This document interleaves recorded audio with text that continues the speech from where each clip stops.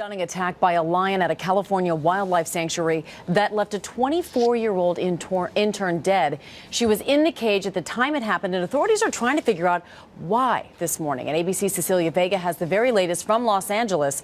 Good morning, Cecilia.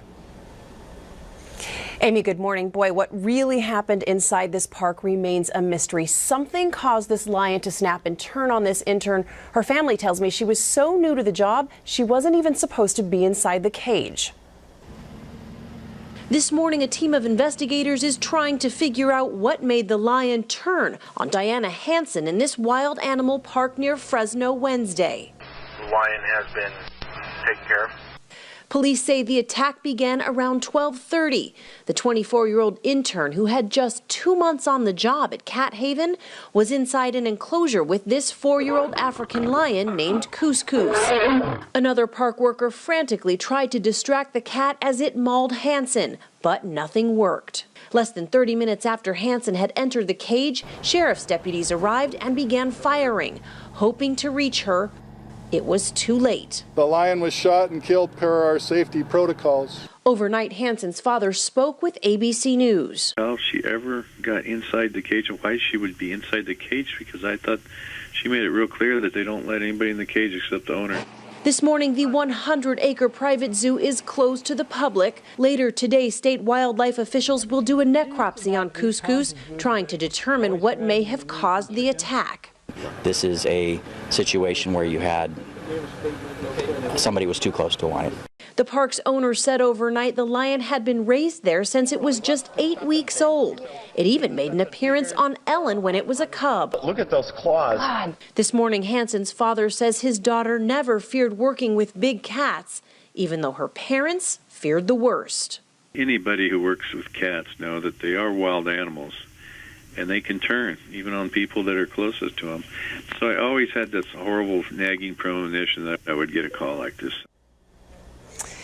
Now, Diana Hanson was working in this park as a step to move toward a job at a bigger zoo. Her family tells me that she'd been fascinated by big cats all of her life. This was a dream job for her, George, and now, sadly, it has a tragic ending. Oh, it sure does. Okay, Cecilia, thanks very much. Let's get more on this now from our good friend Jack Hanna, Director Emeritus of the Columbus Zoo. And Jack, such a tragedy. And the first question, the father's question, what was she doing in that cage?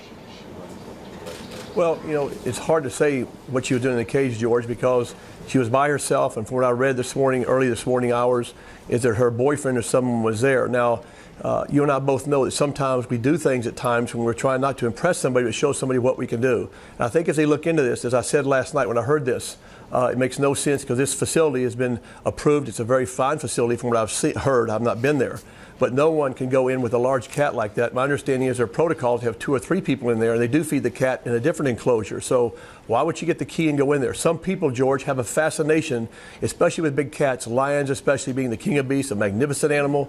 Who knows what her thoughts were at that time? Maybe no one will know. But just maybe the only one might know might be the boyfriend. Just to be absolutely clear, Jack, this was clearly against the rules and the protocols of this facility.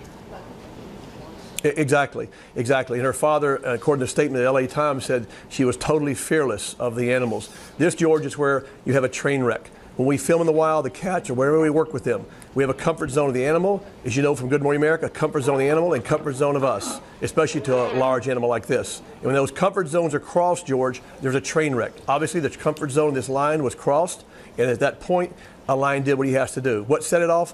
I don't know. These are wild animals.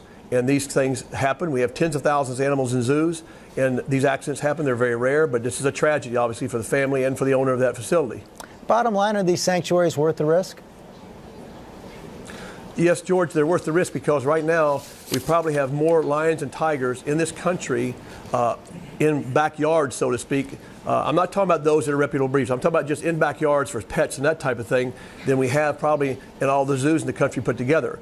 They are still there, George. We have to have these good sanctuaries to help us because in the zoo world we can't take all these cats because of breeding programs. So someone has to do this until, like the Ohio law, as you know, we passed the most stringent law in the country in Ohio, Governor Kasich did recently, where we won't have this happen. We had 200 tigers, George, in backyards when this all happened last year.